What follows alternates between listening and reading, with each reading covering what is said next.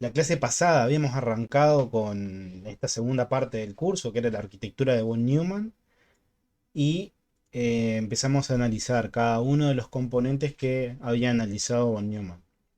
O cada uno de los componentes que había generado von Neumann en su arquitectura, ¿no? Una arquitectura que ya tiene más de 70 años. Una de las cosas que habíamos visto al principio fue la forma en la que se clasificaban las arquitecturas. Por ejemplo, yo podía clasificarlas en función de su set de instrucciones. El set de instrucciones es el conjunto de instrucciones que puede realizar el CPU. ¿Qué es una instrucción? Es la acción básica que puede hacer un CPU. Por ejemplo, hacer una suma, hacer una resta, hacer alguna multiplicación, hacer alguna operación lógica como puede ser un complemento, una negación, un XOR, una conectiva binaria, un OR, un AND, un NOT. Bueno, todas esas operaciones que son básicas, esas son aritméticas. eh, ¿Quién es el responsable dentro del CPU de hacer esa acción? La unidad aritmética lógica. Pero también el CPU puede realizar otras tareas, como por ejemplo cargar un dato que está en un registro a otro, por ejemplo, copiar el registro, ¿no? Copiar el contenido del registro, copiar un dato que esté en alguna dirección de memoria, por ejemplo.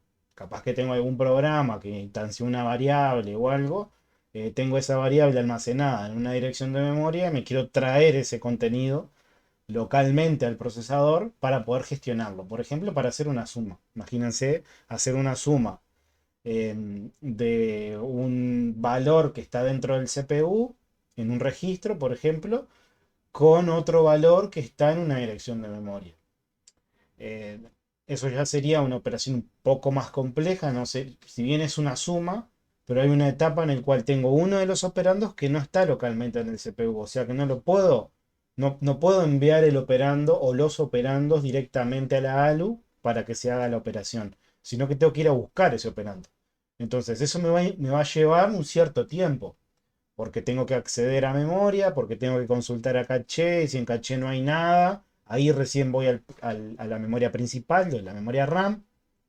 Si en esa memoria RAM no está el dato que yo necesito, es muy probable que tenga que descender un nivel de memoria e irlo a buscar a un dato de almacenamiento secundario, como puede ser un disco, por ejemplo. Un disco magnético, un disco mecánico, un disco sólido, una cinta, un disco óptico.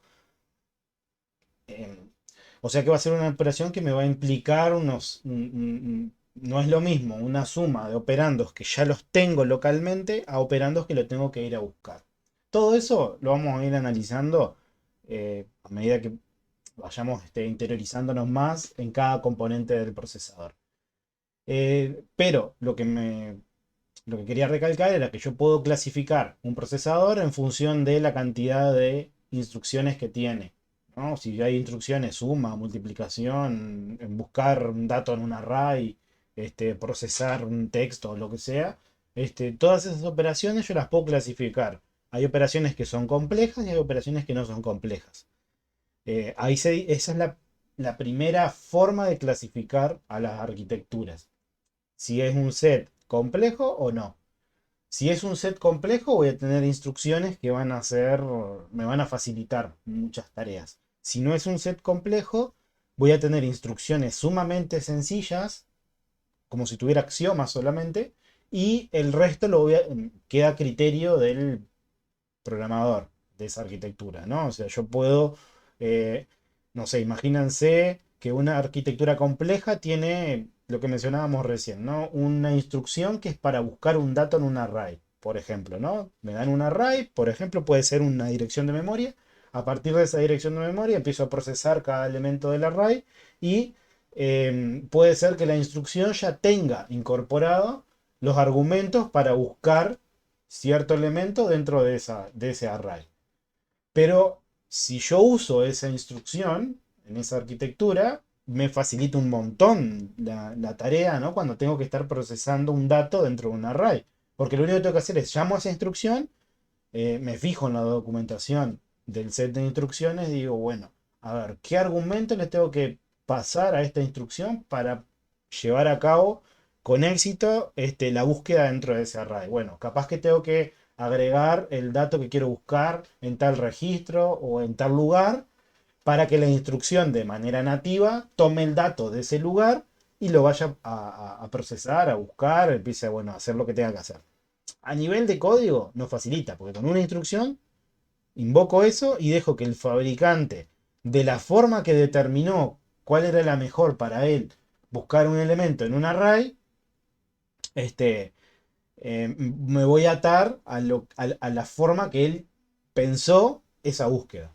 En cambio, si yo tengo un set de instrucciones reducido, un set de instrucciones que no tiene la operación esa de buscar, yo tengo que implementar mi propio procedimiento, mi propio algoritmo para realizar la búsqueda en el array. Una de las cosas que van a ver en el semestre que viene, por ejemplo, en una asignatura en estructura de datos y algoritmo, van a ver de que existen diferentes tipos de algoritmo. Si yo, por ejemplo, le doy un problema a dos programadores, es muy probable que en función de la formación de cada programador, un algoritmo sea más óptimo que el otro, ¿no? O sea, hay algoritmos que son, eso se llama orden. Hay algoritmos que tienen orden polinomial, hay algoritmos que tienen orden exponencial, hay algoritmos que tienen orden logarítmica. Bueno, todo ese tipo de, esa es una forma de cuantificar ese algoritmo, dependiendo de la métrica que yo quiera calcular, ¿no? Por ejemplo, capaz que en un algoritmo a mí me interesa saber cuántos ciclos de CPU se utilizan. O me interesan en otro tipo de algoritmo obtener una métrica, medir qué uso de la memoria hace, por ejemplo, no sé, porque estoy funcionando en una arquitectura que es limitado en recursos, con una memoria de pocos kilobits, y bueno, necesito que mi algoritmo sea lo más óptimo para utilizar la menos cantidad de memoria. Bueno, todo ese tipo de algoritmos, ese orden que va a tener cada algoritmo, me va a servir a mí para traducir todo ese pseudocódigo, ese algoritmo que implementé en una métrica, en un valor, por ejemplo. Entonces ahí yo puedo decir, bueno, si bien hay dos programas que hacen exactamente lo mismo, si lo analizo desde el punto de vista de uso de CPU, o del punto de vista de uso de memoria, o de uso de entrada-salida, o de lo que sea, va a ser uno más óptimo que el otro. Capaz si estamos haciendo algoritmos sencillos, capaz que no es tan trivial para nosotros que uno demore, no sé, 10 milisegundos más que el otro. Capaz que no. Pero cuando estamos en un entorno donde es crítico el, el uso de los tiempos de respuesta, eso depende mucho del escenario que esté, ¿no? Pero que sea crítico, que tenga tiempos donde me tenga que acotar y tenga recursos que sean muy finitos, como por ejemplo, bueno, hoy en día está muy de moda lo que es el Internet de las cosas, ¿no? La posibilidad de que yo pueda tener un microcontrolador realizando alguna tarea en el bolsillo de la ropa o, no sé, una luz, un LED estampado en la ropa o lo que sea, o no sé, una banda, un sensor que me tome los ritmos cardíacos, y eso esté reportando a, no sé, alguna plataforma en internet y que se encargue de monitorear cómo va mi estado a lo largo del día. O sea, hay un montón de cosas hoy en día que podemos clasificar que las arquitecturas no son iguales. No es lo mismo un computador personal, un PC, a un microcontrolador, no sé, al microcontrolador que está en un reloj inteligente, por ejemplo, ¿no? Son hardware totalmente diferentes. Entonces, para algunos, un algoritmo funciona mejor y para otros no. Entonces, ¿a qué llegamos con todo esto? A que las arquitecturas, si bien nos puede simplificar a la hora de programar, eh, puede llegar a ser un problema eso, ¿no? El no darme la posibilidad de que yo pueda implementar mi propio algoritmo de la manera que en mi escenario de uso sea el mejor. Entonces ahí habíamos mencionado que existen dos tipos de arquitectura que clasificamos en función del set de instrucciones si es complejo o es simple. lo que son las arquitecturas RISC y las arquitecturas CISC. Las arquitecturas RISC son arquitecturas que tienen un tamaño tienen un set de instrucciones que es simple. Dentro de esas arquitecturas habíamos nombrado, por ejemplo, la ARM, que es muy utilizada en lo que son dispositivos móviles, los celulares, smartphones, bueno, los televisores hoy en día, etcétera. La mayoría es un estándar que utilicen una arquitectura del tipo ARM. Dentro de la arquitectura ARM podemos tener diferentes fabricantes, ¿no?, que implementen, no sé, un tamaño de palabra de 32 bits, otra de 64 bits, o sea, eso después podemos, eh, cada fabricante después le va a poner su toque de color a esa arquitectura. Este, pero otra arquitectura que habíamos mencionado también como nombre era la de Intel, la x86 o la que surgió a partir del CPU 8086, que se implementó en los 80 por Intel, que sirvió como uno de los estándares para las arquitecturas actuales. Si bien en las arquitecturas actuales no es diferente la arquitectura x86, Intel en sus inicios, cuando veamos bien esa arquitectura, vamos a ver que uno de los diseños o una de las características que Intel apostó en sus inicios con esa arquitectura era que sea retrocompatible, que tenga la posibilidad de que si yo hago un código para, no sé, un 8086, después cuando me pase a un MMX, a un Pentium, a un Dual Core o lo que sea, ese código siga funcionando. Eso a nivel como característica fue bien recibido eso, ¿no? Porque los sistemas operativos que se generaron para una arquitectura eran compatibles con otra. Obviamente que a medida que fueron mutando los sistemas operativos, fueron implementando mejores características, mejores servicios, mejores modelos a nivel de diseño en su núcleo, permitía de que se expandiera en función a la arquitectura que yo estaba ejecutando, ¿no? O sea, si yo tenía una arquitectura más avanzada que soportaba más manejo de palabra más grande o soportaba tecnologías de virtualización, por ejemplo, que fueron una de las que impulsaron todo lo que fueron las arquitecturas personales en sí, este, tenía retrocompatibilidad, me era beneficioso eso, pero al fabricante también le costó bastante caro todo eso. Por eso, ¿qué ocurría? Al darle esa retrocompatibilidad con generaciones posteriores, heredaban vulnerabilidades, por ejemplo. Entonces no es de sorprenderse si ustedes investigan un poco de vulnerabilidades de Intel que tienen 30 años, que era por esto mismo, ¿no? De darle la retrocompatibilidad a generaciones anteriores me ocasionaba de que yo en algún momento también heredara los problemas que tuve en ese momento también, ¿no? Entonces, cada cierto tiempo aparece alguna vulnerabilidad que ya hace más de varias décadas que no fue este, parcheada, no fue solucionada.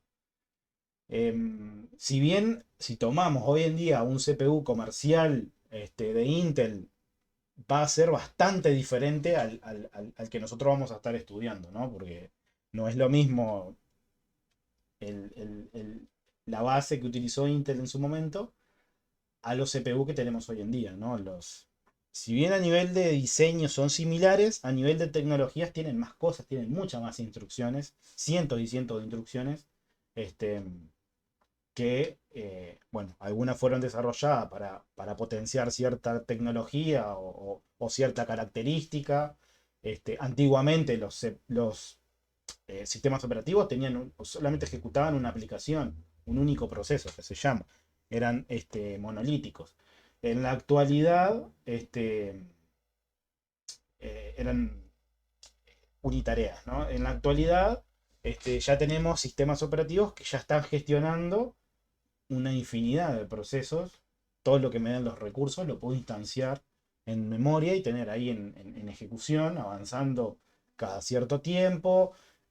Tengo la posibilidad de segmentar mi proceso, mi aplicación, la puedo segmentar en diferentes componentes. Puedo tener aplicaciones que son multiproceso y cada uno de esos procesos pueden estar ejecutándose en cada uno de los procesadores que tenga la arquitectura. O puede ser que tenga una aplicación que tenga multihilos, por ejemplo, que esa es otra tecnología que trabajamos mucho en el semestre que viene con sistemas operativos, que nos permite tener diferentes flujos de ejecución en una aplicación. Un flujo que se encargue de, no sé, por ejemplo, dibujar la interfaz gráfica de la aplicación, por ejemplo, ¿no? Otro flujo que se encargue de recepcionar los datos que llegan a través de la red. Otro flujo que se encargue de, no sé, hacer algún procesamiento, hacer alguna función, alguna función recursiva o alguna cosa. Y todo eso en combo, trabajando en conjunto, es nuestro programa, ¿no? Eso, si bien después vamos a ver que es un poco complicado a la hora de hacer el desarrollo, porque pensar las aplicaciones para que se distribuyan de esa forma es diferente. No es lo mismo hacer una aplicación como un todo, en donde yo sé que puedo hacer, tengo un único flujo de ejecución, hago esto, hago esto, hago esto, hago esto, entro a una función, entro en un loop, hago un condicional. Bueno, no es lo mismo eso que segmentar la aplicación y decir, bueno, en este procesador ejecutar las operaciones de cálculo de CPU. En este otro, trabajar la posibilidad de, no sé, todo lo que sea gestión de networking que pase por este CPU. Darle roles a los CPU, ¿no? O sea, eso es lo que tenemos hoy en día, que hay aplicaciones que no aprovechan el potencial de los CPU, por ejemplo, ¿no? De tener múltiples CPU o, como lo vamos a ver en su momento, múltiples núcleos, que son, no es lo mismo tener múltiples núcleos que tener múltiples CPU. Este, Hay cierta similitud que hasta los sistemas operativos me muestran como si fueran procesadores diferentes, pero en realidad no lo son, porque internamente comparten memoria. Este, pero imagínense a la hora de desarrollar una aplicación, si yo ya no tengo en cuenta todos esas tecnologías en donde va a funcionar mi aplicación, no le voy a estar sacando el provecho a ese hardware, ¿no? Porque me puedo comprar el último CPU de la generación en la que esté, pero si mi aplicación no fue desarrollada para implementar todas las características de ese CPU, de nada me sirve, ¿no? Por ejemplo, algo que se está viendo muy en moda hoy en día, si alguno ha desarrollado o conoce lo que son entre los lenguajes de programación, hay un lenguaje de programación hoy en día que es muy famoso, que se llama Node, Node.js, que está basado en lo que es el V8, que es el motor de Chromium o del navegador Chrome. Chrome está basado en Chromium. Ese motor este, es, solamente funciona en un único núcleo. Entonces, no me permite a mí desarrollar o dividir mi aplicación, ¿no? Que esté haciendo en diferentes núcleos. Entonces, es un problema. Cuando yo quiero escalar la aplicación en un entorno de microservicios, que también es otro patrón de diseño totalmente diferente al estar trabajando luego de manera monolítica, yo voy a tener un cuello de botella, porque por más que la- tenga, no sé, 128 procesadores diferentes, ese motor de programación en donde se ejecuta Node no va a aprovechar todos esos CPU. Entonces siempre voy a tener un único CPU y el resto no lo voy a estar utilizando. Entonces no es óptimo cuando tenga que hacer ese tipo de tareas, utilizar ese lenguaje. Es mejor utilizar C, por ejemplo, distribuirlo distribuir las cargas de mi aplicación en los diferentes procesadores y eso va a ser mucho más ventajoso.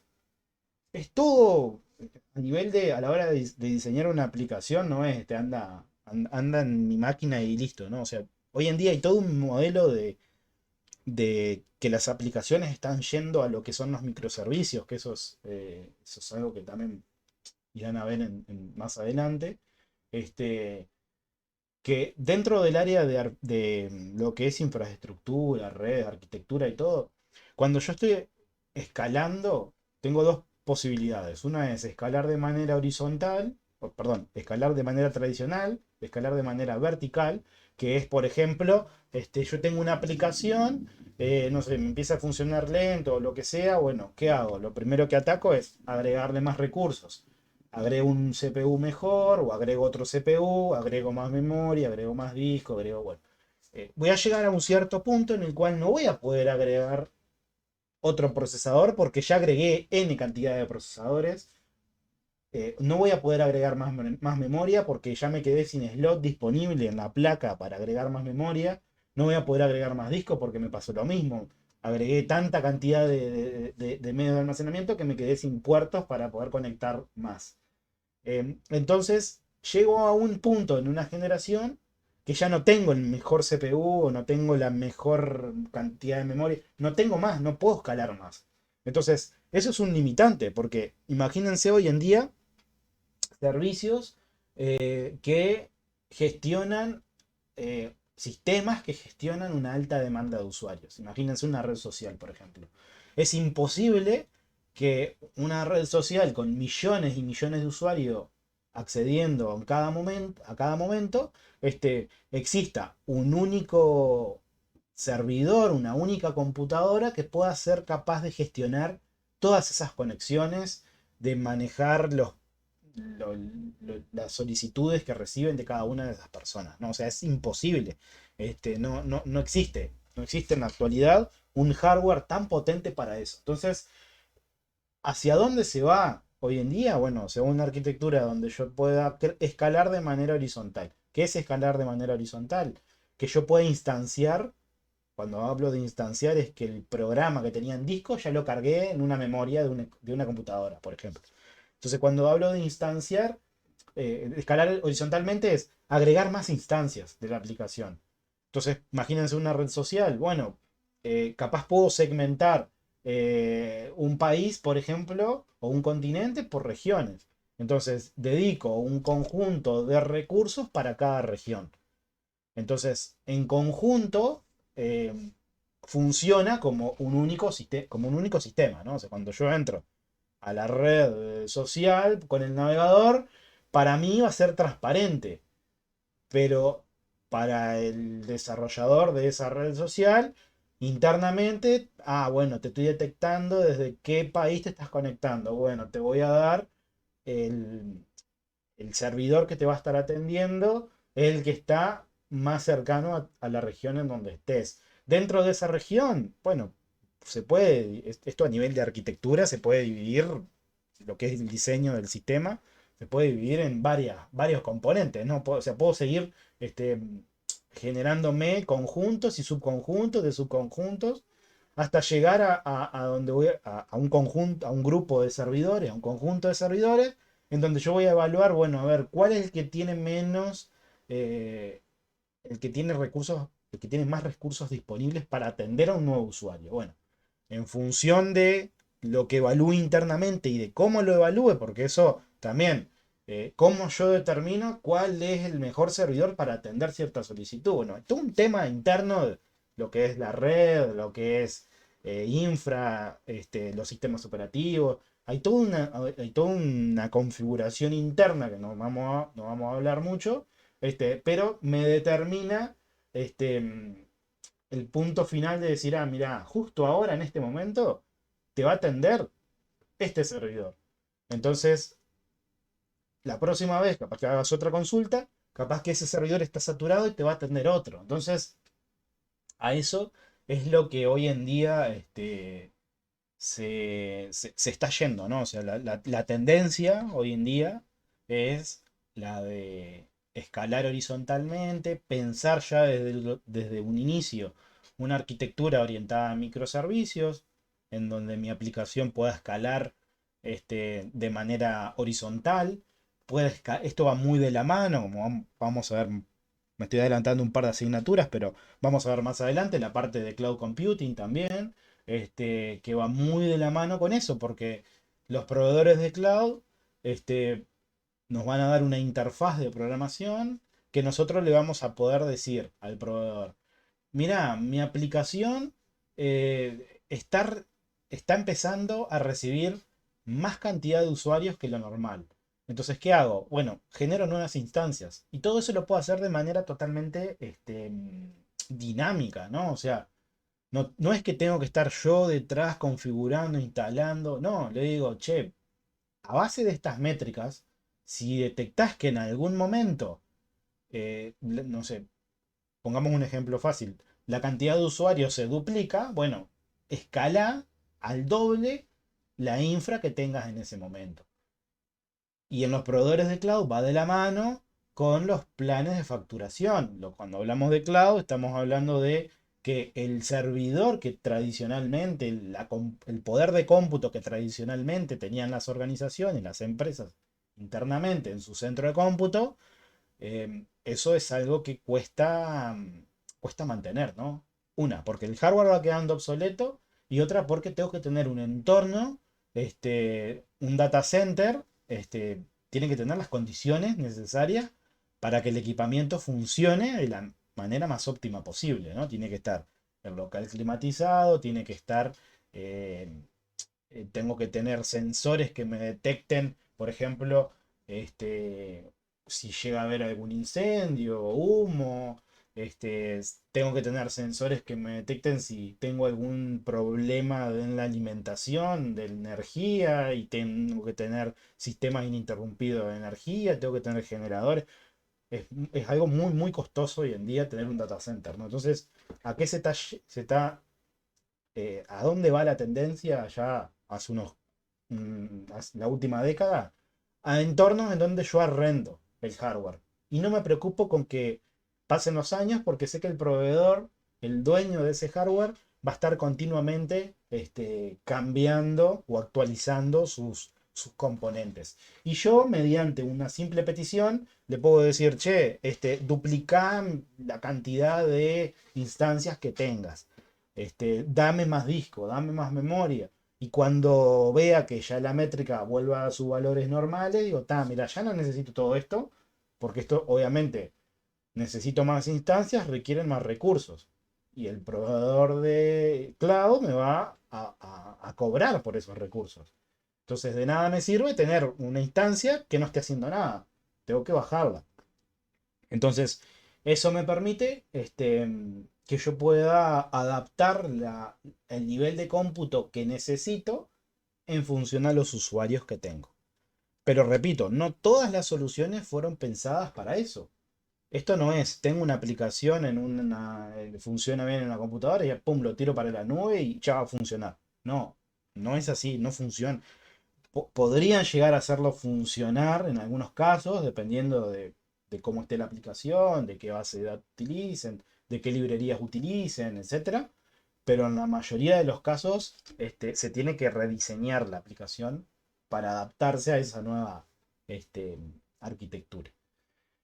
Entonces, hablamos de escalar horizontal, de escalar vertical. este, y otra forma que vimos también era por el formato de las instrucciones. Una de las cosas que comentamos es que eh, yo puedo tener un formato. Cuando hablamos de formato es, bueno, la instrucción que tengo, la suma, eh, la búsqueda de un valor en un vector. Esa instrucción, ¿qué formato tiene? ¿Ocupa una cantidad fija de bytes o de bits? ¿O ocupa una cantidad variable? Bueno, entonces ahí mencionábamos de que existen arquitecturas, y ahí habíamos hecho el hincapié en que las arquitecturas del tipo RISC, cuyo set de instrucciones es reducido, usan un formato de instrucción de una palabra que es fija. O sea que, como lo vamos a ver ahora en un ratito con algunos ejemplos, yo leo la instrucción y la puedo interpretar.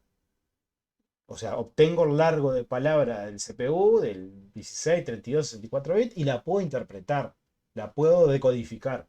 Si bien yo voy a ver unos y ceros, y a bajo nivel voy a ver las señales eléctricas, yo puedo interpretar cuál es la instrucción, cuáles son los operandos, qué instrucción es, los valores de los operandos, por ejemplo, o los valores de identificación de los operandos, etcétera.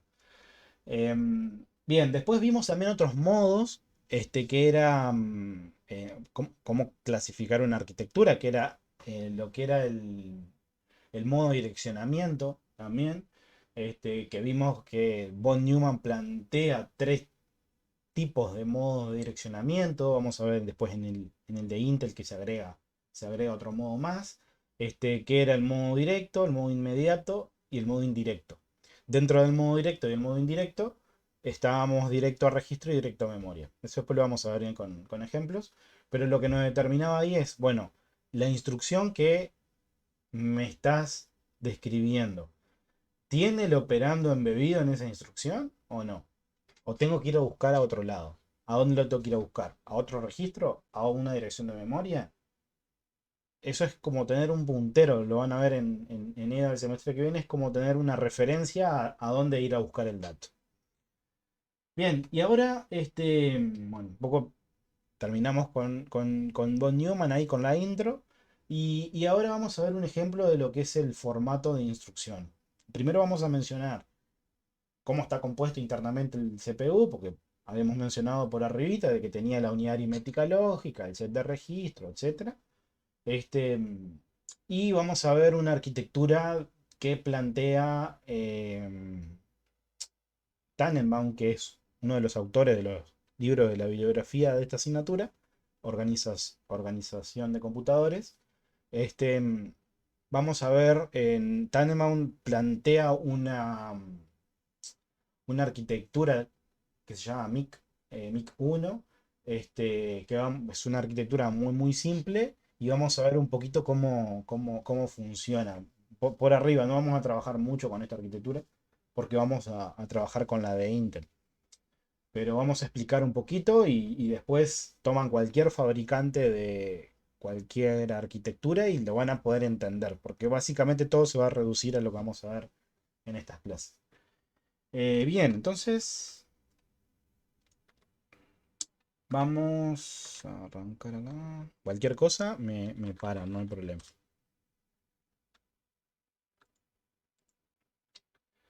Bien, primero vamos a ver un ejemplo básico de una CPU, que es lo que nosotros nos vamos a estar encontrando. ¿Qué era lo que vemos? Si bien en von Neumann habíamos identificado el bloque memoria, el bloque CPU, el bloque entrada-salida y todos esos bloques interconectados a través de buses de dirección de datos y de control.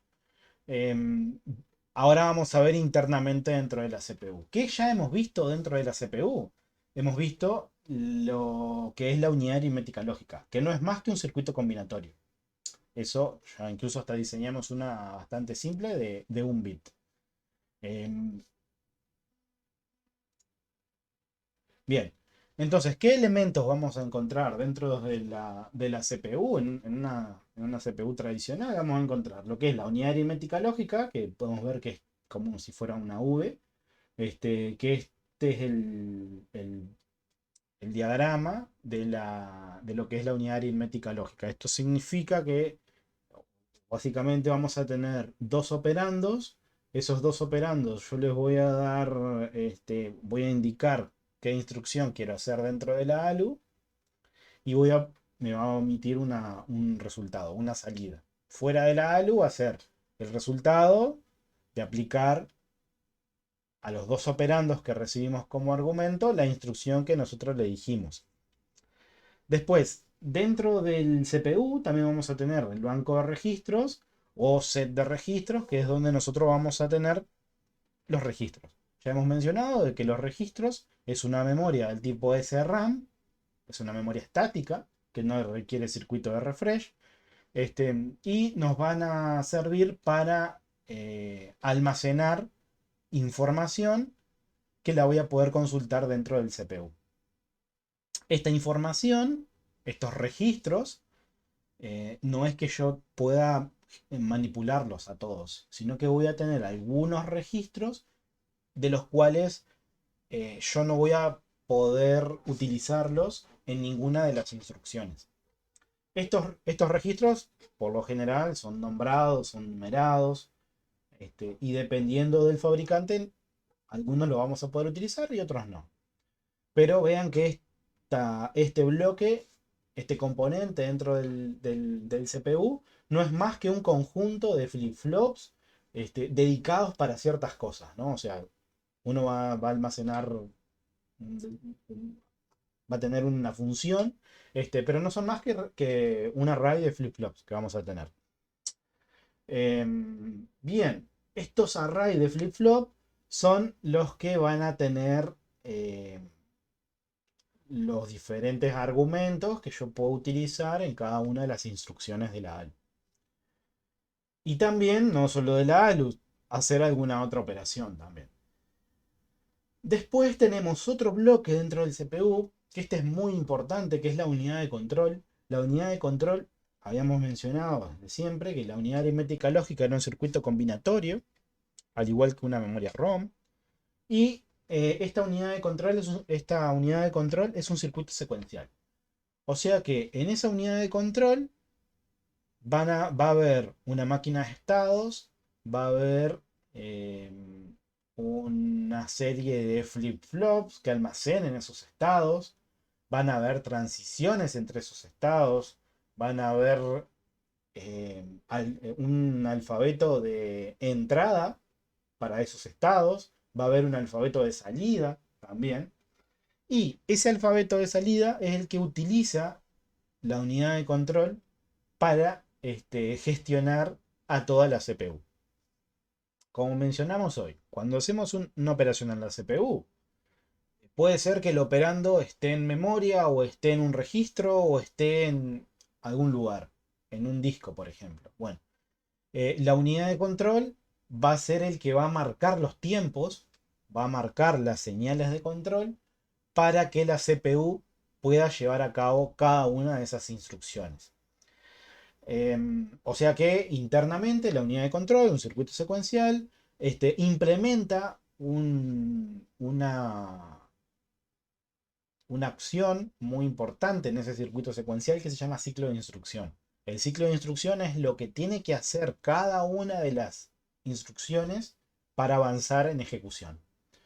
O sea que internamente ahí hay una señal de referencia y una señal de reloj. Esa señal de reloj va a tener que estar desfasada en el tiempo para poder hacer, para tener señales, generarme nuevas señales de reloj para que en un ciclo de reloj yo pueda generar pueda coordinar entre diferentes elementos, por ejemplo. En ese mismo ciclo lo divido, lo segmento esa señal de reloj, me genero más señales de gestión, de control, y los implemento en alguna otra cosa. Recuerden, en esta unidad de control, un circuito secuencial. Y ese circuito secuencial es como el que nosotros estábamos diseñando en la primera parte del curso, ¿no? Por ejemplo, este, obviamente que ahora acá las señales no van a ser emitir una S o una N o un 0 o un 1, sino que vas a emitir una serie de señales que se van a encargar de hacer cada una de las tareas que tenga que hacer cada instrucción y hacerlas en el orden correcto. Porque yo no puedo, imagínense que tengo una instrucción que me carga un resultado en memoria, no puedo cargar el resultado en memoria si todavía no generé, no generé el resultado. Si yo tengo un operando que es en memoria y otro operando que está en un registro, el del registro lo obtengo rápidamente, pero el que está en la memoria lo tengo que ir a buscar. Entonces tengo que esperar hasta que ese otro elemento llegue de memoria para poder avanzar en ejecución. Bien. Dentro del banco de registro, como mencionamos, hay algunos que nosotros vamos a poder utilizar en nuestra aplicación, en nuestro código. Eso se llaman registros de propósito general. Estos registros de propósito general se diferencian con los que son los registros parcialmente visibles. O sea, son registros en los cuales nosotros no vamos a poder manipular el dato directamente. Por ejemplo, no sé, sumarle un dato, una constante a ese registro. Eso no lo vamos a poder hacer. Lo vamos a gestionar, pero de manera indirecta. Esos registros que nosotros manejamos de manera indirecta va a ser, por ejemplo, un registro que se llama IP, Instruction Pointer, el Program Counter y el registro de flags. Estos registros, por ejemplo, el Instruction Pointer es un registro que tiene la instrucción que estoy ejecutando en el CPU en ese momento, la instrucción en binario.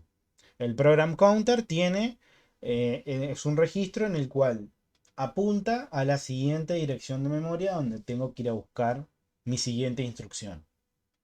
Y el registro de flags o de banderas son aquellos bits, aquel registro cuyos bits determinan un determinado, especifican algún determinado resultado. Por ejemplo, el bit más significativo que se encargue de identificar si el resultado de la ALU fue cero. Por mencionar un ejemplo, esto no es que sea así, ¿no? Por poner un ejemplo. El bit menos significativo se encarga de gestionar de que la ALU tenga el valor, no sé, haya un overflow, por ejemplo, un desbordamiento de memoria. Entonces, ese registro, si bien nosotros no lo vamos a poder manipular directamente, o sea, no voy a poder cargarle el valor que quiero en la flag, sino que la flag va a tomar el valor de la última operación. ¿Hubo overflow? ¿Fue cero? ¿Es negativo? ¿Hay carry? ¿Hay overflow? Todo eso lo puedo ir clasificando. Y después voy a tener registros internos que estos registros van a hacer uso, va a hacer uso del propio hardware del CPU y yo no voy a poder gestionarlos. Los maneja directamente el CPU. Bien, ese es el primer componente, ¿no? Y ese banco de registros es, recuerden, construido a base de una memoria de CRAM, a base de flip-flops. Conectados de una determinada manera de tener, no sé, un registro que tenga 16 bits, por ejemplo, o 8 bits o 32 bits. Después, otro elemento que vamos a encontrar dentro de la CPU es la unidad aritmética lógica. Esto ya lo hemos mencionado varias veces, que es la encargada de hacer, como su nombre lo indica, operaciones aritméticas y lógicas. Esto toma dos valores en la entrada y voy a tener un circuito decodificador en el cual yo le voy a decir, bueno, quiero hacer tal instrucción. Quiero hacer una suma, quiero hacer una resta, quiero hacer una negación, quiero hacer un complemento a uno, quiero hacer un XOR, quiero hacer un AND bit a bit o lo que sea. Bueno, lo selecciono, o sea, eso va a tener una representación, va a tener que estar codificado y lo agrego ese codificador en la ALU. Y la unidad de control, que es el que mencionamos, un circuito secuencial que se encarga de generar las señales de control para que el CPU haga, haga su trabajo de manera correcta, de manera sincronizada. Bien, dentro de la unidad de control se va a ejecutar el ciclo de instrucción. El ciclo de instrucción es el que se va a encargar de, es una serie de etapas que va a tener que realizar el CPU en cada una de las instrucciones. Esto es un ejemplo. Hay arquitecturas que implementan menos etapas, hay arquitecturas que implementan más. Pero de manera general, en von Neumann describió estas cinco. La primera etapa del ciclo de instrucción, que es el fetch, es la etapa en la cual yo voy a ir a buscar la instrucción. Esta etapa es común para todas las instrucciones. O sea, en cada instrucción que ingrese al CPU, voy a tener que hacer esta etapa. Voy a tener que ir a buscar. Voy a tener primero, arranca la ejecución. Imagínense que energizo el CPU y no ha hecho nada todavía. Entonces, A partir de una dirección de memoria es donde yo cargo mi programa, ¿no? Entonces, cuando el programa ya está cargado en memoria, el CPU arranca en una dirección inicial. Va a buscar en la dirección, supónganse que sea cero. Pongámosle un número. Va a ir a la dirección cero de memoria. Eh, Ir a buscar a la dirección cero de memoria ya es un fetch. Ya es el primer paso que hace el CPU para hacer algo. Primero tiene que ir a la dirección de memoria cero, traer la instrucción, cargar el código de la instrucción en un registro, que eso depende de la arquitectura, de algunos que le llaman el registro IP, el registro IR, es un registro exclusivo para la instrucción, o sea, lo que yo quiero hacer. O sea que todas las instrucciones van a tener que hacer esto.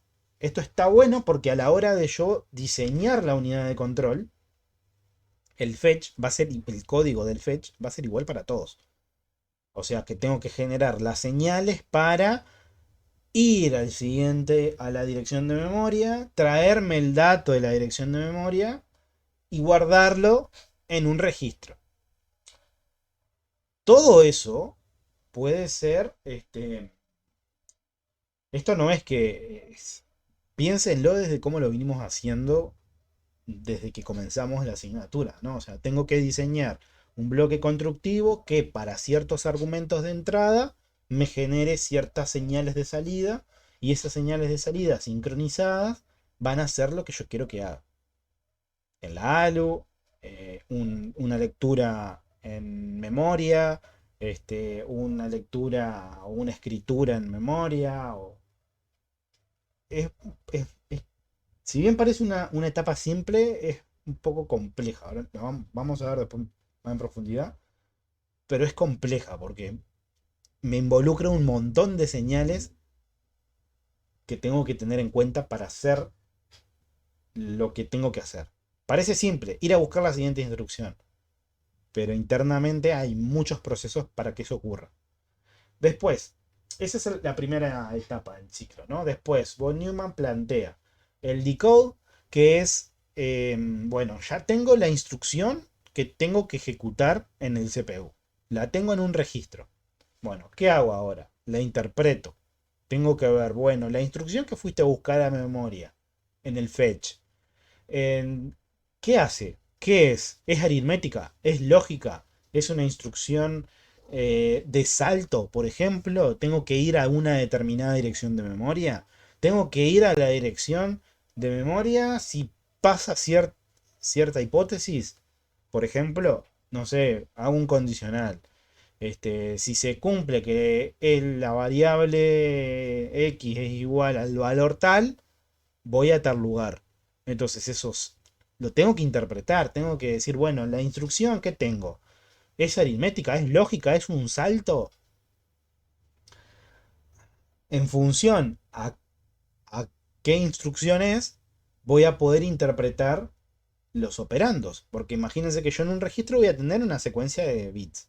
Bueno, ¿qué hago? Ahí entra en juego en cómo es el formato de la instrucción, el formato de la arquitectura, ¿no? El formato del CPU. Por ejemplo, si es fijo, si es RISC, yo ya sé que voy y miro una determinada posición de bits y ahí voy a encontrar a cada una de eh, los valores que representan esas posiciones. Por ejemplo, para identificar la instrucción. Es una suma, es una resta. Bueno, me voy a fijar esta posición de bits. Una vez que identifique eso, ¿qué voy a obtener también? Si la instrucción tiene operandos. Si es una suma, bueno, me tengo que ver qué operandos tengo. Los operandos son registros, son valores que son inmediatos, son constantes o tengo direcciones de memoria. Eso me da el hincapié a la siguiente etapa del ciclo de instrucción, que es el de read. Read lo que hace es, va a buscar los operandos. Supongamos que ahora estamos haciendo una instrucción que va cumpliendo cada una de estas etapas, ¿no? Con read va a buscar los operandos pueden estar en el registro. Si están en el registro, bueno, va a ser súper rápido obtener esos operandos, pero si están en memoria, voy a tener que eh, determinar y esperar a ir a la memoria, traerme el dato, y una vez que lo tengo localmente dentro del CPU, ahí sí puedo entrar a operar con él. O sea que en la etapa de read vamos a buscar los operandos. Una vez que tenemos todo eso, que ya están los operandos dentro del CPU, eh, pasamos a la siguiente etapa, que es el del execute. En el execute lo que hago es ejecuto en la ALU esa instrucción. Y por último, esa instrucción que ejecuté, capaz que tenía que almacenar algún resultado. En un registro, por ejemplo, o en una memoria, o en el disco, o donde sea. Bueno, entonces ahí existe la última etapa, que es write, que se va a encargar de escribir el resultado, si es que lo hay, en donde se lo indique. Bien, hasta acá dijimos que supongamos de que estamos haciendo una instrucción que tiene que cumplir todas estas etapas, ¿no? Pero existen, esto pregunta de parciales y de exámenes también, existen instrucciones que no, por ejemplo, existen instrucciones que no necesitan ejecutar todas estas etapas. Por ejemplo, hay una instrucción que se llama NOP, que es bastante común entre todas las arquitecturas, que es una instrucción en la cual no se hace nada. Se espera un cierto ciclo de reloj. Por ejemplo, no sé, pedí un dato en la red. Bueno, si no tenés el dato de respuesta ahí, en ese pedido, vas a tener que esperar. No haces nada. Entonces, esa instrucción no, no hace nada. Significa que va a estar el ciclo que le corresponde a fetch. Ese sí lo va a hacer. Pero después en el resto va a dejar pasar ciclos de trabajo. Después, existen otra instrucción, por ejemplo, habíamos mencionado una muy común que se usa para los que son los saltos condicionales, que vamos a ver cómo se hacen, que es la de CMP. CMP es compara, hace una resta entre dos valores, pero no necesita guardar el resultado. Entonces, eso se usa, por ejemplo, imagínense un condicional. Tengo si una variable es igual a un determinado valor, hago algo. Bueno, entonces, ¿cómo lo hago a eso? Si yo quiero hacer ese condicional y evalúo si un valor es igual a otro, la forma más simple de hacer eso es mediante una resta. Hago una resta que haga el valor menos un valor menos el otro, y si son iguales, el resultado va a dar cero. Entonces, con que el resultado me dé cero, me sirve para que se active una señal en la ALU, o sea, una flag, una bandera, que va a ser la que el resultado de cero. Eso después lo puedo utilizar en otra instrucción para detectar, bueno, hice un CMP entre dos valores. En la siguiente instrucción, evalúo. ¿Son iguales? Si son iguales, yo sé que la resta va a ser cero. La flag Z va a estar activa.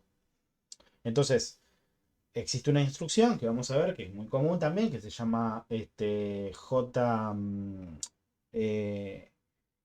JZ, que es cuando hace un salto, cuando salta la flag Z. Entonces, eso me permite que yo pueda determinar en un incondicional cómo hacer un if en una igualdad, con una condición que es una igualdad. Entonces, de esa forma puedo generarme los diferentes saltos. Eso después lo vamos a ver más en profundidad. O sea que puede ser en CMP, en esa instrucción, no necesito hacer write. O sea, tengo que hacer fetch, decode, read, execute, pero no necesito hacer write. Bien. Después existe otra pregunta también bastante frecuente en parciales y en exámenes, que es en cuáles de estas etapas se realiza acceso a memoria. En la primera se realiza un acceso a memoria. ¿Por qué? Porque tengo que ir a buscar a la memoria la siguiente instrucción. En la segunda no se realiza acceso a memoria. ¿Por qué? Porque ya tengo la instrucción localmente, la tengo que decodificar e interpretarla. En la tercera, en read, sí, necesito acceder a memoria, porque si algún operando de la instrucción es de memoria, la tengo que ir a buscar. En execute no tengo que acceder a memoria, porque tengo que ejecutar en la ALU esa instrucción. Y en write puedo tener un acceso a memoria. Si el resultado lo tengo que almacenar en una dirección de memoria, ahí hago el acceso. Bien, entonces veamos cómo sería el ejemplo de la arquitectura MIC 1 que propone Tannenbaum en su libro, en su bibliografía. Bueno, acá parece medio difícil, pero bastante simple. Mira, tenemos lo que arrancamos con el set de registros, ¿no? O sea, tenemos un registro que es el PC, el Program Counter, que es el que se encarga de apuntar siempre a la dirección de memoria de la siguiente instrucción. Un registro que es el AC, que es el registro acumulador. Ese registro lo puedo utilizar, por ejemplo, cuando quiera almacenar un dato temporal, por ejemplo. Estoy haciendo una operación, uno quiere hacer un dato temporal, tengo ese registro para almacenarlo. Después tengo un registro que se llama el SP, que es el Stack Pointer, que es un registro que se usa para lo que es la estructura de datos de stack o pila, que no vamos a mencionarlo ahora, lo vamos a ver en X86. Pero la mayoría de las arquitecturas utilizan una estructura de datos que se llama stack, que sirve para complementar a la cantidad de memoria que tengo dentro del CPU. Dentro del stack, el stack es una estructura de datos que se va modificando el contenido a lo largo de la ejecución de mi aplicación, de mi código en el CPU, ¿no? Este, pero eso lo vamos a ver más adelante. Se usa mucho, por ejemplo, para, imagínense que tienen una función que tienen, eh, no sé, tienen 50 argumentos. Una función que tiene 50 argumentos. Bueno, si el CPU tiene este, 16 registros, por ejemplo, de propósito general, en esta no son todos de propósito general, porque hay algunos que no los voy a poder utilizar, este, no voy a poder utilizar esa función, ¿no? Imagínense, ¿cómo implemento la función que tiene 50 argumentos con 16 registros? Bueno, en algún momento me voy a quedar sin registros. Por más que haga mi aplicación, utilice, no sé, vaya generando registros, eh, no sé, no me van a dar la cantidad de registros para la cantidad de argumentos. Entonces ahí se utiliza una estructura de datos que se llama stack, que permite que yo pueda pasar más argumentos a una función, a un procedimiento, qué cantidad de registros tengamos. Ese es uno de los usos. Se les da otro uso también, que es para almacenar datos temporales también. Este, También para almacenar direcciones de memoria para puntos de retorno, por ejemplo. Imagínense en una función. Cuando entro en una función, en algún momento voy a querer volver eh, a la dirección de memoria que estaba previo a que ingresara la función. ¿Por qué? Porque la función terminó, por ejemplo. Imagínense. Hago un código en C y cuando tengo una función que ingresa, hace cierta tarea y cuando termina, sigo ejecutando la línea siguiente a esa función. Entonces eso lo tengo que almacenar en algún lado, porque si no lo almaceno, le pierdo el flujo a la ejecución de la aplicación. Y al final, término no va a ser secuencial como lo quería, sino que va a ser cualquier cosa el resultado de salir. Bien, entonces las arquitecturas suelen tener una estructura de almacenamiento que se llama stack. El stack pointer es un registro que se usa para eso. El IR es el registro en esta arquitectura, MIC1, es el registro que representa a la instrucción. El Instruction Registry sería. Después el TIR es una copia del IR. ¿También? El 0 es un registro que almacena la constante 0. O sea, no, este es un registro eh, que ya no lo puedo manipular porque ya está ni de manera indirecta, ¿no? O sea, está definido así. La arquitectura define ese registro con el valor todo 0. Y ya está. ¿Para qué me serviría eso? Por ejemplo, cuando tenga que ejecutar alguna instrucción que tenga que llamarle, que tenga que sumarle 0, por ejemplo.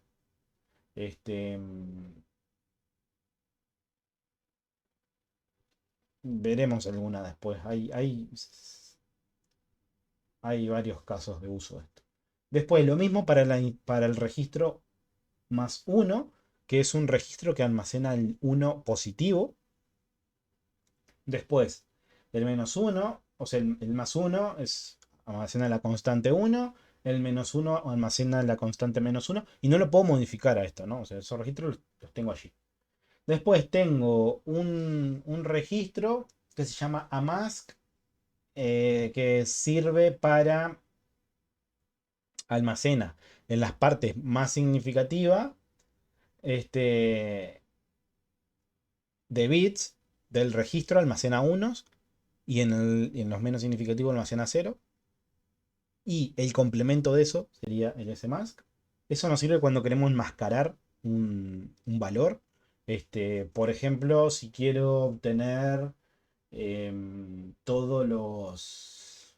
Tengo un registro y quiero obtener solamente los 4 bits más significativos, por ejemplo, bueno, aplicaría un enmascaramiento de bits ahí, con estos registros. Em, bien, después tenemos el registro desde A hasta F, que son registros de propósito general.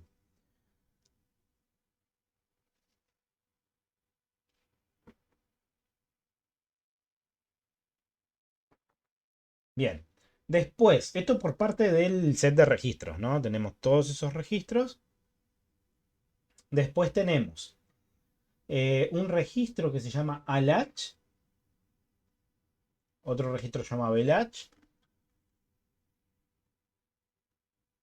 Y bueno, después que tenemos un multiplexor. Antes de un operando de la ALU tenemos un multiplexor que se llama AMUX. Y este multiplexor, con la señal de control X0, yo gestiono, bueno, la salida del multiplexor. ¿Cuál va a ser? ¿Va a ser el que viene de acá que se llama MBR? ¿O va a ser el que viene de acá que se llama ALACH? O sea, ¿qué sale a la MUX? ¿O sale esto o sale este? Bueno, eso dependiendo de lo que yo quiera. Ese bits me permite activar, seleccionar uno, ¿no? Lo que viene de memoria o lo que viene del ALACH. Bien. Bien, después que tenemos la ALU, donde tiene como entrada dos operandos. Uno es la salida de AMUX y otro es BELACH, la salida de BELACH. Y tiene dos señales de control, que es F0 y F1. F0 y F1 son señales que ingresan a la ALU, al igual que los operandos, o sea que son señales de entrada. ¿Qué representa F0 y F1? La instrucción que quiero que la ALU haga. Por ejemplo, podemos ver que tiene una suma, tiene una negación, etc. ¿Y qué sale de la ALU? Bueno, el resultado de la ALU sale a este registro que se llama shifter, que esto es un registro de corrimiento. Esto es, por ejemplo, correr los bits, una posición hacia la derecha o rotar los bits sería. Hay algunas instrucciones que nos es bastante útil hacer eso. Em, y también la ALU tiene como salida dos flags, que es la N para indicar cuando el número es negativo y la Z. Esos son registros que nosotros manipulamos de manera indirecta, ¿no? O sea, yo opero con la ALU y en función de con lo que yo esté operando, me va a generar una N o una Z, dependiendo de ese resultado. Después, salida del shifter, va al MBR y también va este hilo acá, esto es un bus, va al bus C. Que el bus C va en la entrada de cada uno de los registros. La salida de cada uno de estos registros va a dos buses. Uno es el bus A y otro es el bus B. Bien, después tenemos más señales. Vamos a ver acá. Para seleccionar qué registro quiero que se cargue en qué bus. Fíjense, acá tenemos el bus A, acá tenemos el bus B y acá tenemos el bus C. Bueno, ¿qué registro quiero cargar en el bus A o en el bus B o en el bus C? Bueno, cada uno de esos registros va a tener una codificación única dentro de la arquitectura. Entonces, esa codificación única, como son 16 registros, se van a representar con 4 bits. Entonces, la 4 y 16. Entonces, ¿cuáles son cada uno de esos bits? Bueno, el C0, C1, C2, C3, B0, B1, B2 y B3 y A0, A1, A2, A3. ¿Qué hace el A, el B y el C? Hace referencia el bit del registro en qué bus se tiene que conectar. O sea, la salida del registro en qué bus se va a conectar. Ahora vamos a ver un poquito más en detalle esto. Y por otro lado, tenemos una parte, todo esto está dentro del CPU, ¿no? O sea, todo esto es el CPU. Pero hay una parte del CPU que es donde está el registro MAR, que esto es el registro de acceso a el bus de direcciones de memoria. O sea que en MAR yo cargo el binario, ¿no? De una dirección de memoria, que es a donde quiero ir a buscar un dato. ¿Cómo cargo el valor en el MAR?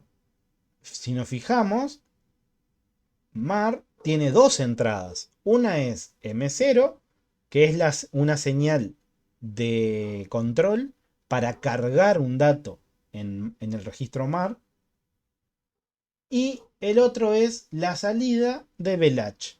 Entonces, ¿yo qué tengo que hacer? Si quiero acceder a una dirección de memoria, primero tengo que cargar la dirección de memoria Belach en Belach, o sea, escribo la representación en base 2 en ese registro, cargo en Belach, cargo ese valor.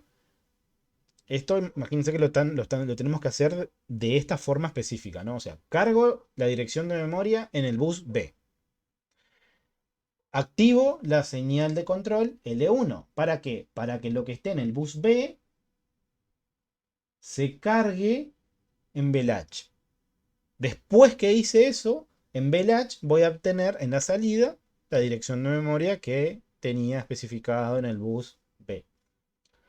Entonces, después que tengo en Belach la dirección de memoria, lo cargo, o sea, lo voy a tener en todo este cable de ese dato, ¿no? En esta flechita.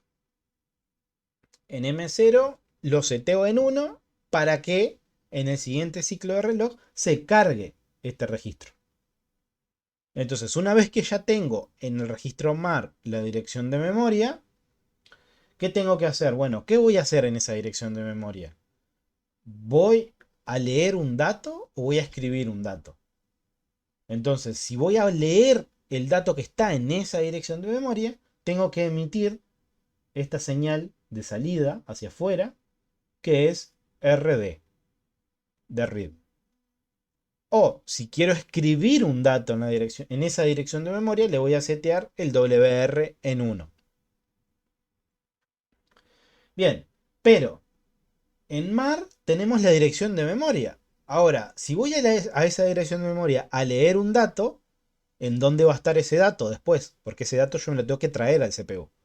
Bueno, ahí entra en juego el registro MBR.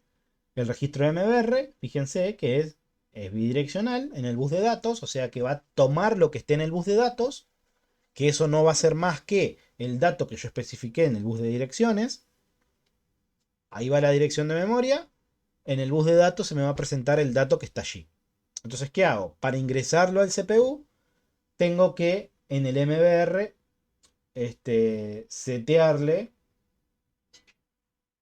el dato, o sea, me tengo que traer el dato. Y una vez que obtengo el dato en el MBR, lo tengo que cargar en un registro. Pero tiene que ser un registro este, de propósito general, ¿no? No lo puedo cargar en un registro indirecto. Pero fíjense que desde MBR no tengo un bus, un cable que vaya directo a los registros. Tengo un cable que va directamente a este multiplexor. O sea que para cargar ese valor de esa dirección de memoria en un registro, tengo que hacer uso de la ALU. Y todo eso lo tengo que hacer en ese orden, ¿no? Si lo hago en otro orden, ya no me voy a tener esos datos, me va a dar cualquier cosa. Entonces vamos a ver, antes de pasar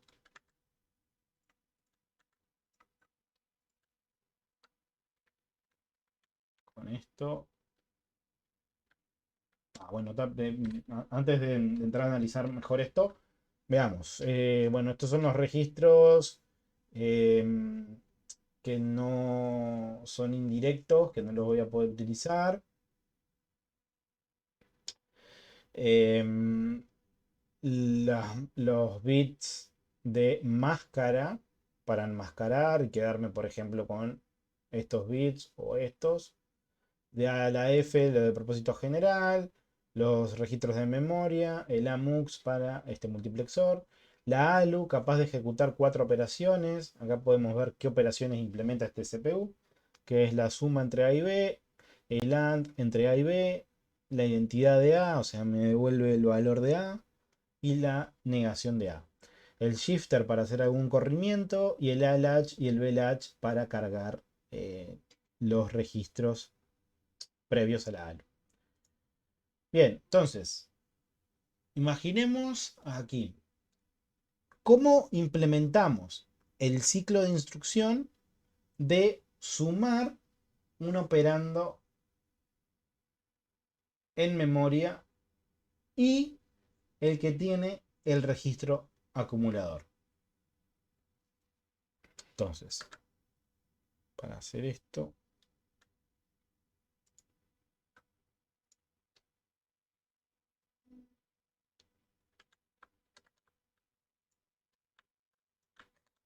antes de ver ese ejemplo, imagínense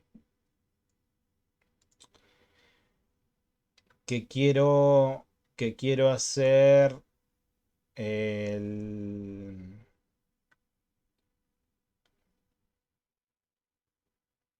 Imagínense que quiero hacer F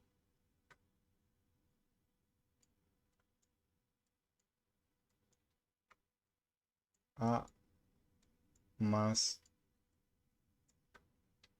1. Arranquemos con esto. O sea que tenemos que generar las señales de control para hacer A más 1. Entonces, ¿qué tendríamos que hacer? Bueno, primero tendríamos que cargar Bueno, primero tendríamos que ver cuál es la codificación del registro A. Vamos a darle una codificación acá que sea. Este sería 0, 1, 2, 3, 4, 5, 6, 7, 8, 9, 10. El registro A va a ser igual a 10. Que va a ser igual, el 10 en decimal en base 2 va a ser igual a 8 más 2.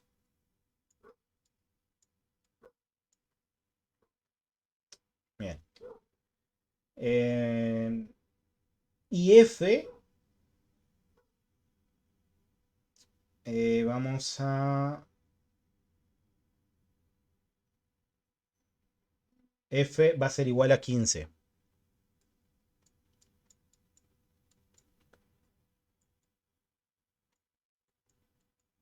15 va a ser igual a 1, 1, 1, 1 en base 2.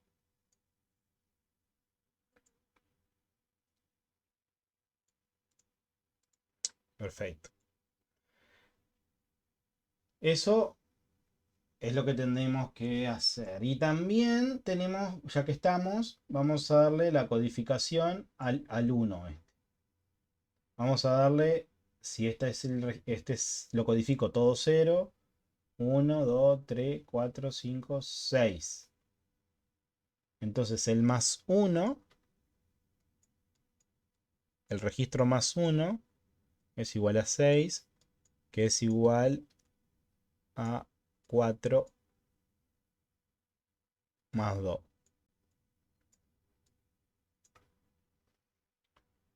Bien. Esas representaciones son las que a mí me van a servir ahora para hacer qué es lo que tengo que hacer. Bueno, entonces, lo que tenemos que hacer ahora es, tengo que sumar en la ALU A más 1.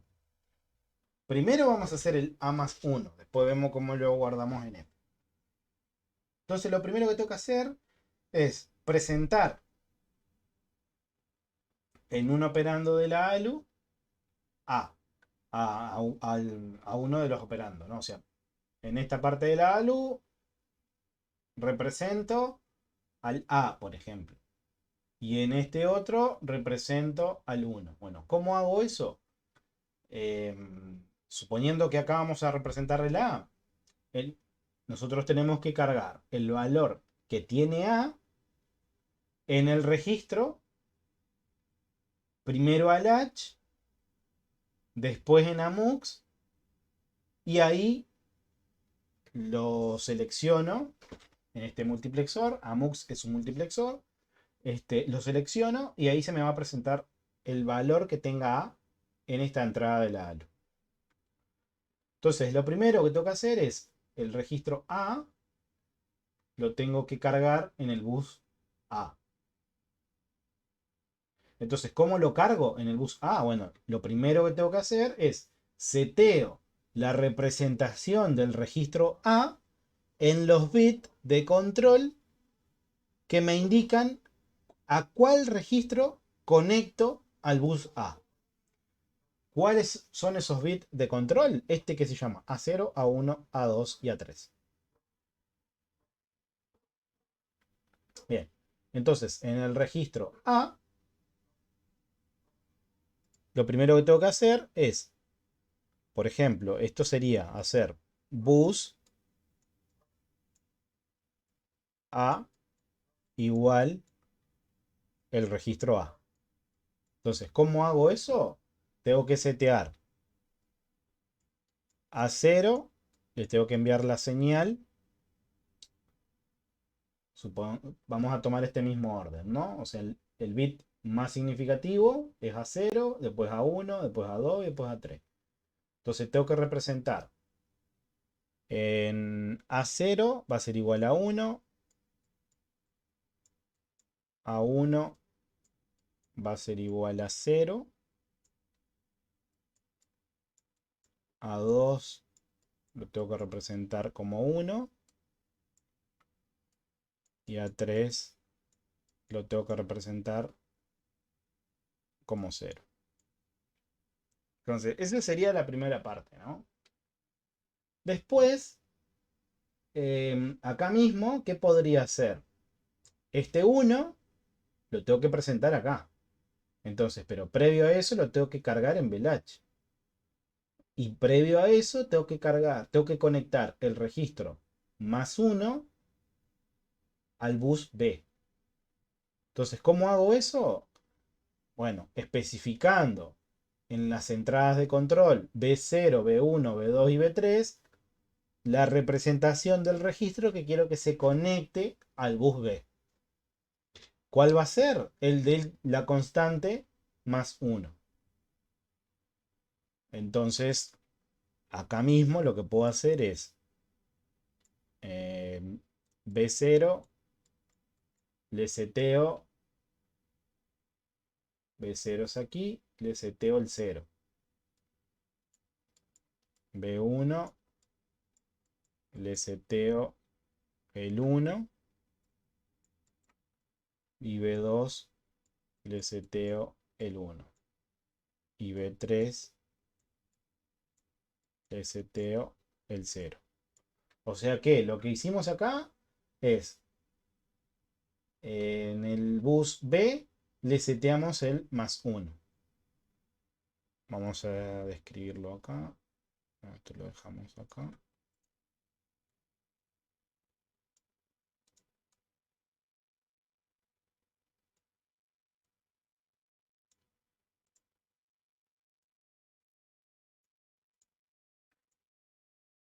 Hicimos bus B igual a +1. Bien, entonces ahora en el siguiente paso, ¿qué tengo? Acá seleccioné lo que estaba en el registro A, acá, lo cargué en el bus A. Lo que estaba en el registro +1 lo cargué en el bus B. Ahora, ¿qué tengo que hacer? Tengo que generar en L0 y en L1, le tengo que setear ambos a 1 para indicar de que quiero cargar en estos registros esos valores. Entonces, en el siguiente paso, en 2,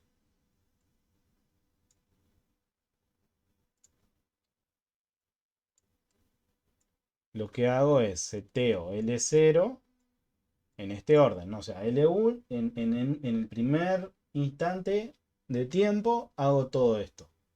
En el siguiente instante de tiempo seteo L0. L0 le tengo que setear en 1. O sea, estoy seteando acá 1, porque así me lo dice la arquitectura. Cuando L0 valga 1, vas a cargar en el registro ALH.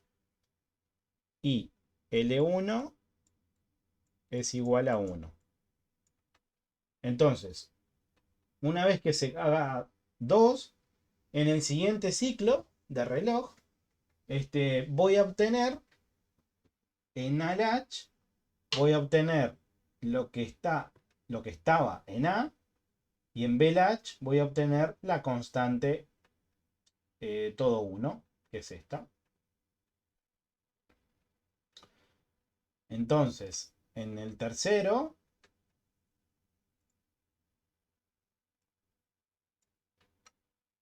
¿qué vamos a obtener en este instante? En 3.0 vamos a obtener en BLH, vamos a obtener la constante +1. O sea, acá ya tenemos el +1. Lo tenemos en todo este bus, acá y acá. Acá también tenemos +1. Entonces, en el tercero, ¿qué hacemos? Tenemos que usar la MUX. Tenemos que decirle del dato que está en el MBR y el que está en el ALH, quédate con el que esté en el ALH. Entonces, para eso, vamos a suponer que es X0, lo tenemos que setear en 0.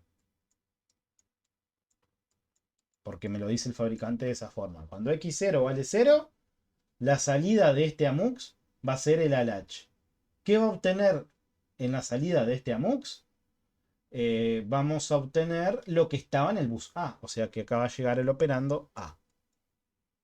Entonces, una vez que tengo esto, recién ahora en la ALU voy a poder seleccionar lo que quiero hacer. ¿Qué operación quiero hacer? Sumar. Sumar este A más este B. Entonces, ¿qué hacemos? Siguiendo a eso, en 4, lo que tenemos que hacer es setear en F0 y en F1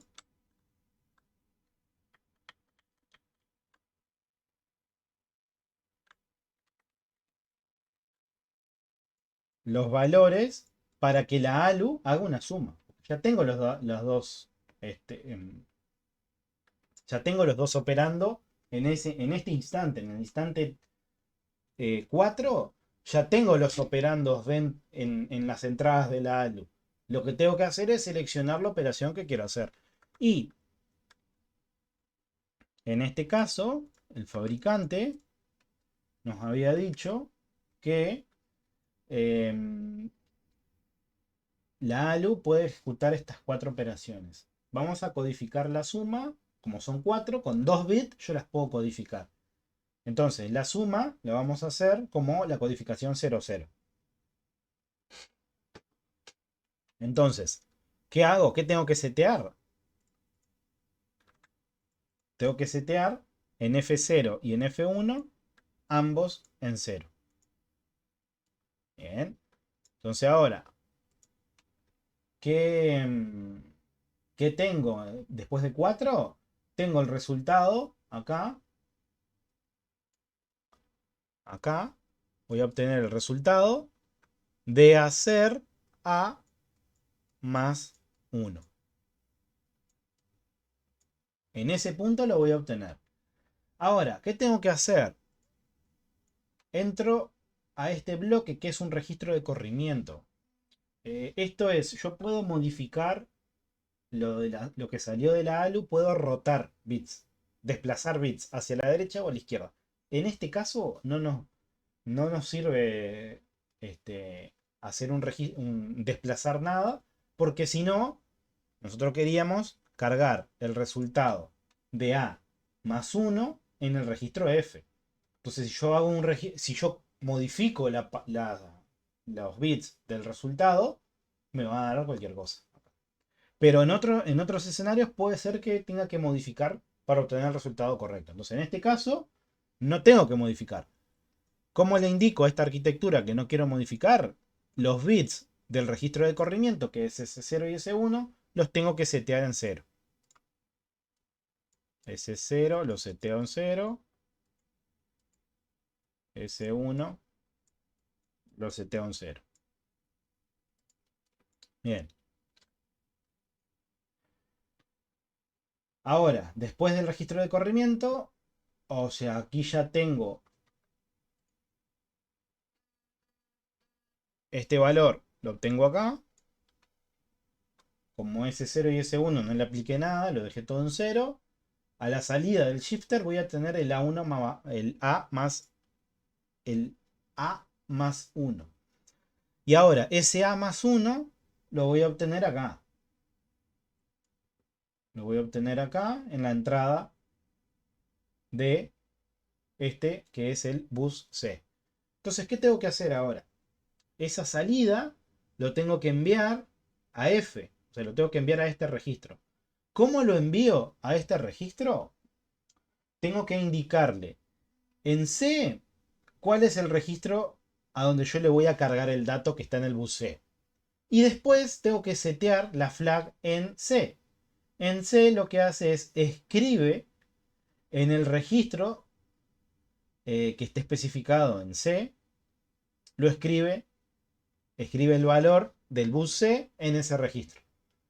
Entonces, ¿qué tengo que hacer ahora? Tengo que setear el valor de F en C0, C1, C2 y C3. O sea que paso 6. Tengo que setear en S, en C0. En C0, como el registro F es todo 1, le tengo que setear todo 1.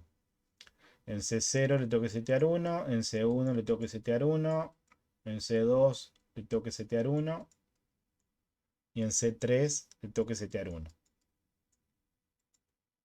Y aparte de eso, ¿qué tengo que hacer? Setear la señal de control en C. ¿Para qué? Para que se habilite la escritura del registro que yo seleccioné en los bits de control C0 a C3. Entonces acá también tengo que setear en C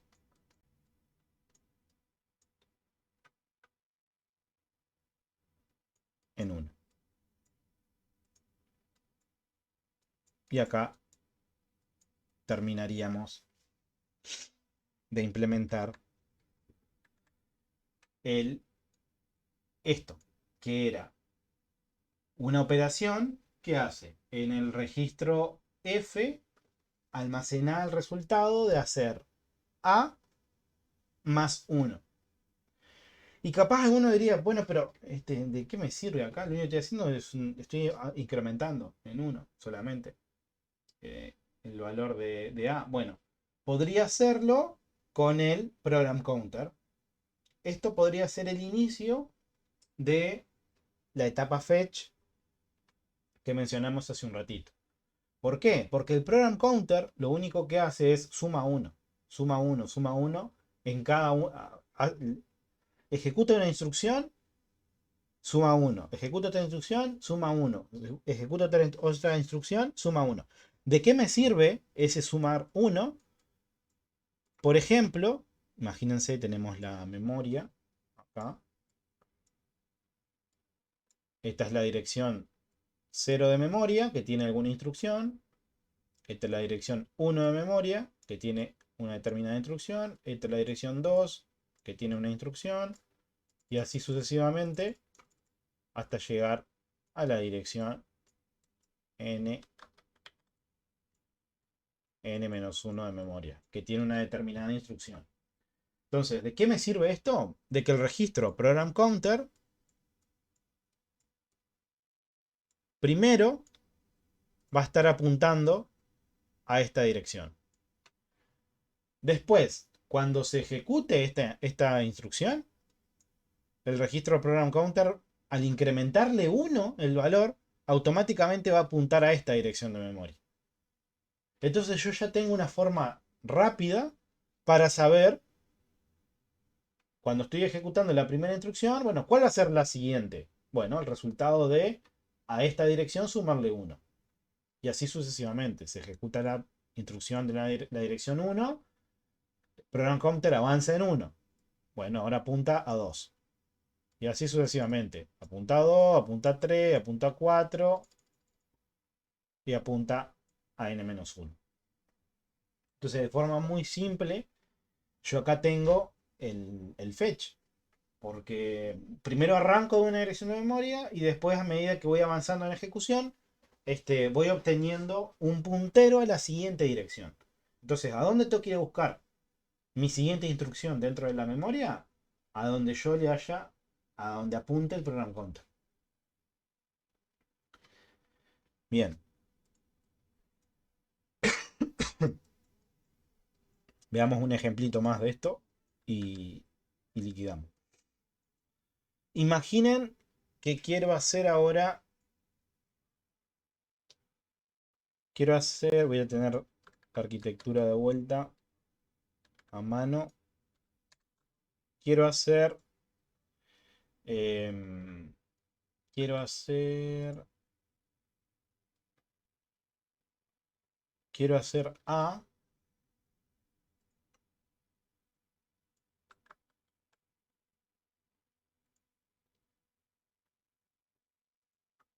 Imagínense que quiero hacer en el registro F.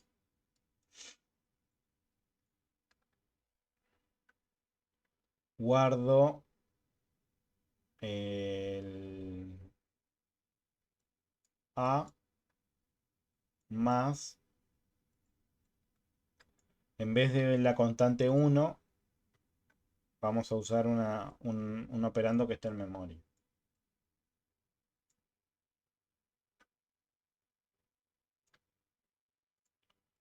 está en la dirección de memoria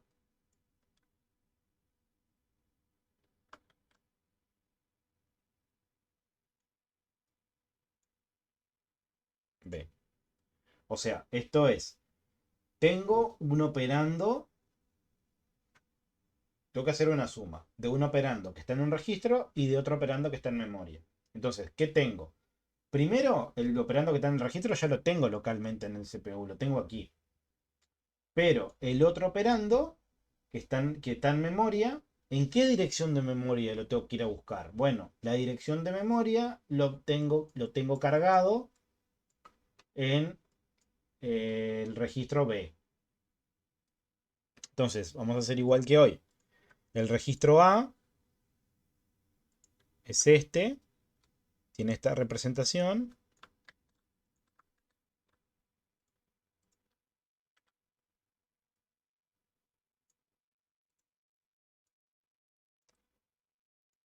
Y el registro B, que es el otro que vamos a usar,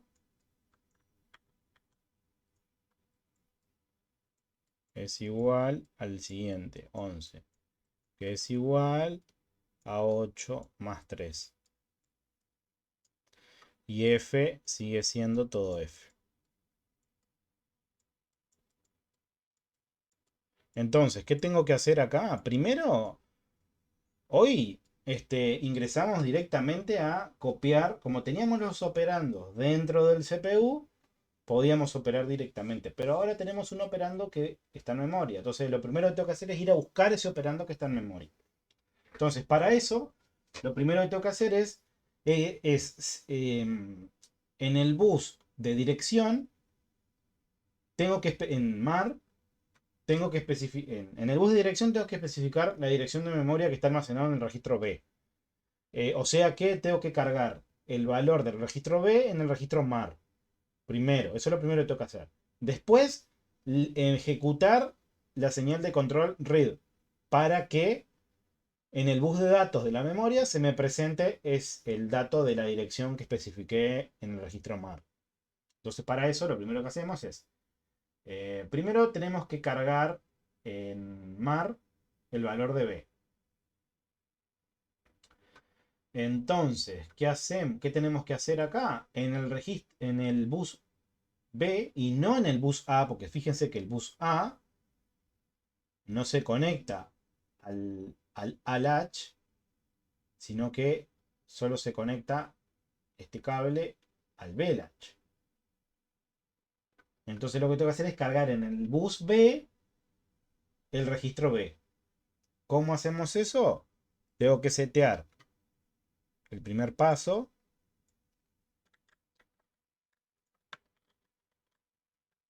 El primer paso tengo que setear en B0. Lo tengo que setear. El B, la representación del B era 1, 1, 0, 1, 1. En este orden lo tengo que setear. B0 igual a 1, B1 igual a 0, B2 igual a 1 y B3 igual a 1. 1,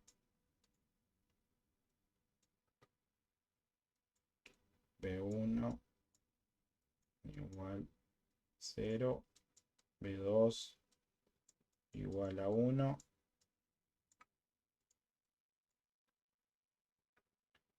y B3 igual a 1.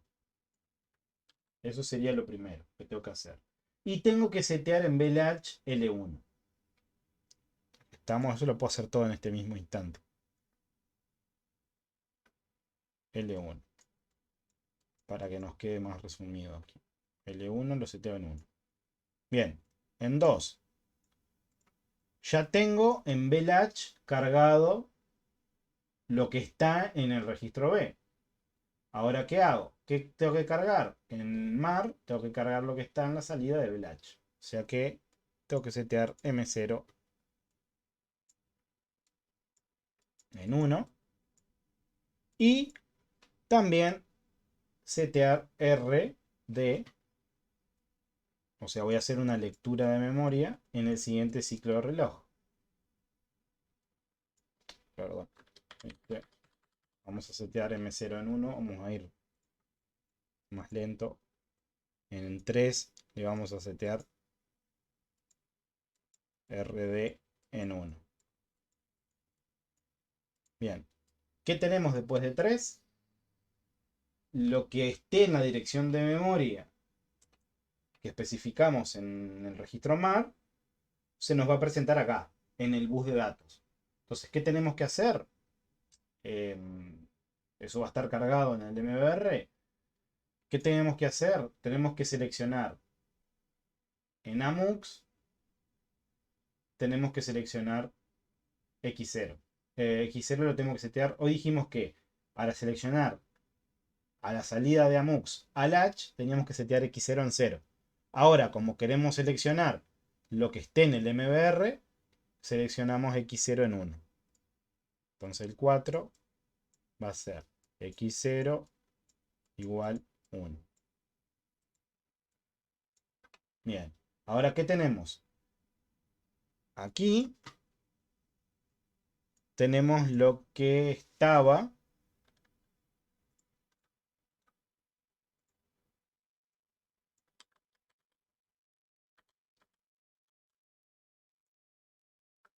bueno, aquí vamos a obtener el operando,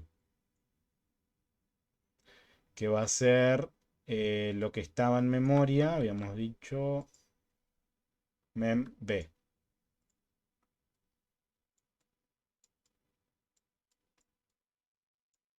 O sea que aquí en la ALU vamos a tener memb. Entonces ahora, ¿qué tenemos que hacer? Tenemos que en la ALU ejecutar, había una operación que se llamaba identidad de A. O sea, lo que se presentaba en este operando lo dejaban la salida. Entonces, si nos fijamos acá en la documentación,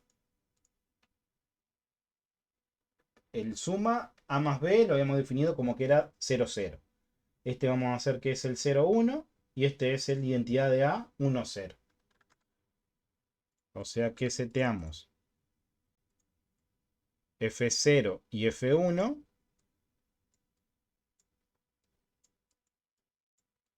Lo seteamos en 1, 0.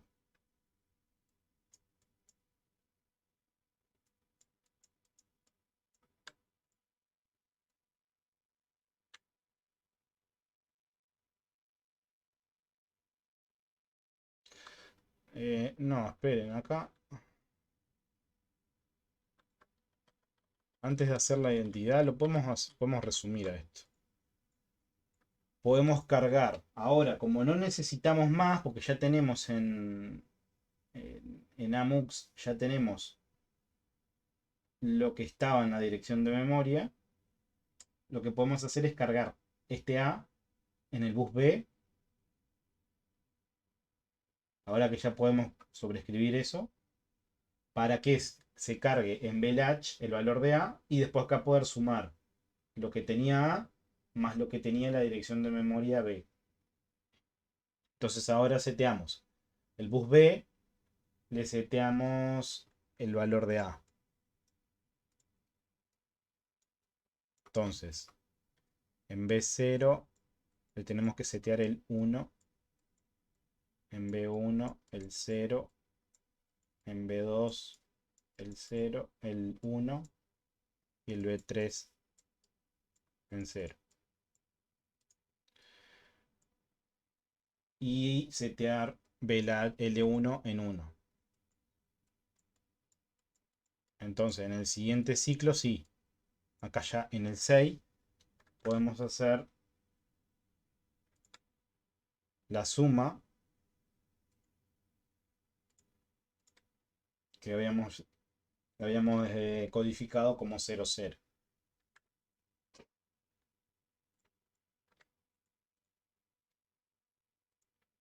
La suma 0, 0 era en F0 y F1. F0 igual a 0, F1 igual a 0. Después, en el shifter no tengo que hacer nada. O sea que en S0 lo seteo a 0, S1 lo seteo a 0 y ahora lo que tengo que hacer es cargar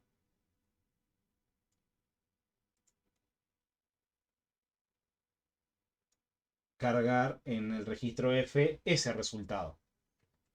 Entonces lo que hacemos es en el bus C, lo tengo que conectar a la salida del shifter con F. Y eso lo hago con C0, C1, C2 y C3, seteándole todo en 1, que es la representación del F, que tenemos acá, que es todo 1, porque es 15, y levantando la señal de control en C. Entonces el 8 nos va a quedar como C0 igual a 1,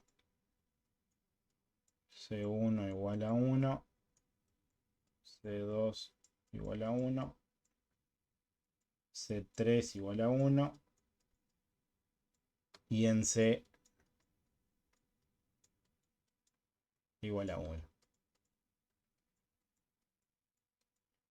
Y con eso tendríamos implementado lo que esté en el registro A más lo que esté en la memoria dirección B. Hacemos esa suma y lo guardamos en el registro F. Nos quedan esas 8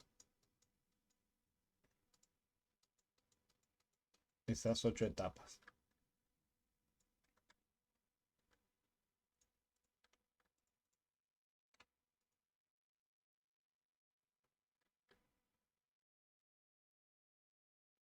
Bien, acá quedó, bueno, este ejemplo que se muestra acá es bastante similar, solo que en vez de usar el registro AC, el registro A, perdón, que usamos nosotros en el ejemplo, se usa el registro AC. Pero la opción es exactamente la misma. Bien, después tenemos lo que es la lógica cableada versus la lógica microprogramada. La lógica cableada es, bueno, fíjense que nosotros diseñamos aquí, diseñamos una serie de... Esto perfectamente podría ser la salida de una máquina de estados, ¿no? Y cada uno de estos, cada una de estas etapas podría ser un estado. Entonces, bueno, en cada uno de los estados, en cada una de las etapas, voy a tener un alfabeto de salidas, que mi alfabeto de salida puede llegar a ser todas las señales de control que tenga, ¿no? Entonces, acá me quedo solo con las que se te van en uno, por ejemplo. Y acá veo cada una de las transiciones que van a ocurrir sin importar la entrada, ¿no? Acá no interpreto ninguna entrada. Tengo que hacer esto, tengo que emitirlo como salida en un estado, después esto, después esto, después esto, después esto. Una vez que tengo todo esto, ya podemos diseñar un circuito secuencial que haga exactamente lo que nosotros acá le estamos pidiendo. Entonces, para diseñar una unidad de control, existen dos formas. Una es la lógica cableada, que es hacer como nosotros venimos diseñando circuitos secuenciales, que es mediante, mediante una gran máquina de estados, veo todas las transiciones posibles que hay, las salidas que voy a tener, etc. Y me diseño esa gran máquina de estados de esa forma. Y con la lógica microprogramada lo que hago es, ¿qué pasa? Si nosotros diseñamos esta unidad de control eh, con esta gran máquina de estados, si nosotros queremos agregar una nueva instrucción, tenemos que modificar toda esa máquina de estados. Entonces, para no tener que hacer eso, implementamos la lógica microprogramada. La lógica microprogramada lo que me permite es que yo pueda una instrucción del CPU, dividirla en microinstrucciones utilizando lo que se llama un microcódigo. Ese microcódigo es como un... Divido la instrucción como en pequeñas señales de control que me permiten escribir nuevas instrucciones. Eso me trae otra problemática también, que es dónde yo almaceno ese microcódigo. Pero no vamos a entrar muy en detalle hoy con eso, porque primero me gustaría ver ensamblador de bajo nivel, para después ver el microcódigo, para que vean la diferencia, porque también surge lo que se llama el microensamblador.